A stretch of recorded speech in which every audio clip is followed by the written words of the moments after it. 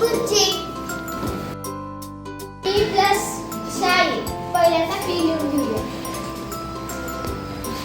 शाईला इंग्लिशमध्ये इंक म्हणतात.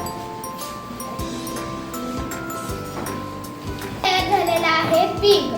पिंकला मराठीमध्ये गुलाबी म्हणतात. पी प्लस साई पिंक गुलाबी. एफ प्लस हवा. पहिल्यांदा आपण इथे एफ लिहून घेऊया. हवाला इंग्लिशमध्ये एअर असे म्हणतात. नवीन तयार झालेला शब्द आहे फेअर. फेअरचा अर्थ म्हणजे जत्रा किंवा गोरा रंग. एफ प्लस हवा म्हणजे फेअर. फेअरचा अर्थ जत्रा किंवा गोरा रंग. एस प्लस शेवट. पहिल्यांदा आपण एस लिहूया. शेवटला इंग्लिशमध्ये एंड म्हणतात.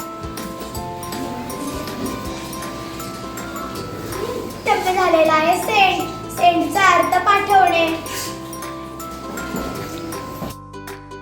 एस प्लस शेवट सेंड पाठवणे. एच प्लस हवा. पहिल्यांदा आपण एच लिहूया. हवाला इंग्लिशमध्ये एअर म्हणतात. हेअरचा मराठीत अर्थ केस. हवा हेअर. हेअरचा मराठीत अर्थ केस.